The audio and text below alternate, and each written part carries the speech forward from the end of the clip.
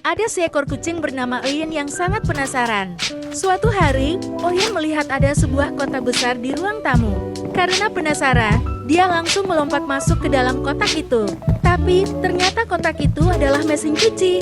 Tuan rumah yang tidak menyadari Oyen ada di dalam, menyalakan mesin cuci. Mesin cuci mulai berputar dan Oyen Pot ikut berputar di dalamnya.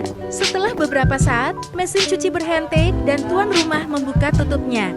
Oyen keluar dari mesin cuci dengan bulu basah dan acak-acakan, tetapi masih dengan wajah bingung. Tuan rumah pun tertawa terbahak-bahak melihat Oyen yang kini terlihat seperti kucing super basah. Oyen hanya bisa mengibaskan air dari bulunya, lalu berlari keluar sambil berpikir, sepertinya kotak ini bukan tempat tidur yang nyaman.